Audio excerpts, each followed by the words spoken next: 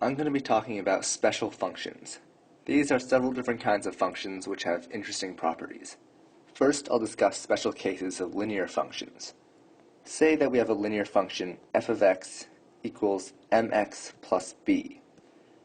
If m is equal to 0, then we just have f of x equals b, which has no dependence on x. This is called a constant function. If we graph it, it'll look something like this.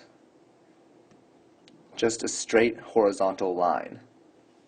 Now, if b is equal to 0 and m is equal to 1, we have what's called the identity function. The identity function looks like this.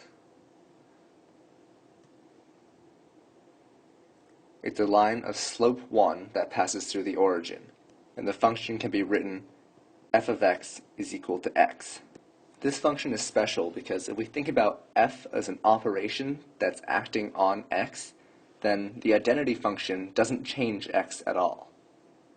The next function, the greatest integer function, is not linear. First, let's introduce some new notation.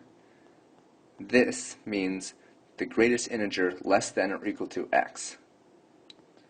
So, the greatest integer less than or equal to 6.2 is equal to 6. The greatest integer less than or equal to minus 1.7 is minus 2. This is also called the floor function or step function. Let's graph this function and see why it's called the step function. If these are the axes, y and x, first let's consider what happens when x is between 0 and 1. If x is greater than or equal to 0, but smaller than 1, then the greatest integer less than or equal to x must be 0. So it should look like this, with a circle here for x equals 0, or x equals 1. Now, if x is between 1 and 2 in the same sense, then the floor, or greatest integer less than or equal to x, should be 1. So it'll look like this. Now, this is going to be the same between any pair of integers, so we can extend this function like so. And the same thing will happen for negative values of x.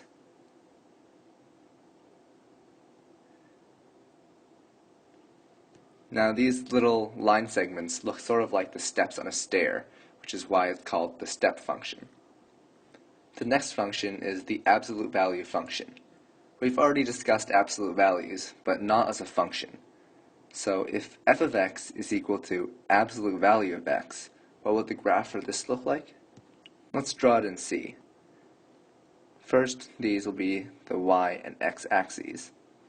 Now, to be able to graph f of x equals absolute value of x, we need to know exactly what absolute value of x means.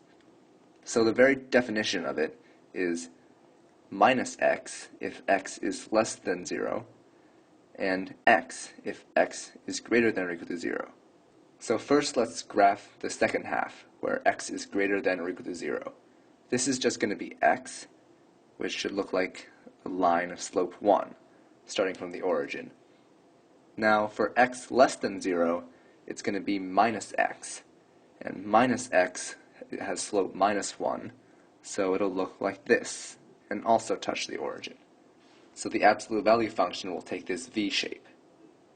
Now in general, we can define what's called a piecewise function by giving it a different definition for different ranges of x. For example, suppose we define f of x to be minus 2 when x is less than 1, 0 when x equals 1, and x plus 2 when x is greater than or equal to 1, or just greater than 1. Even though this definition is a bit strange, it's still a function, since for any value of x, it only assigns one value for f of x. Now to graph a function like this, we simply graph each of its pieces. For x less than 1, it's going to be minus 2, which is flat like this, and for x equal to 1, it's going to be 0, so there's a point here. Should be a circle here to indicate that there is no point there. And for all x larger than 1, it will take the form of a line of slope 1, starting at y equals 3.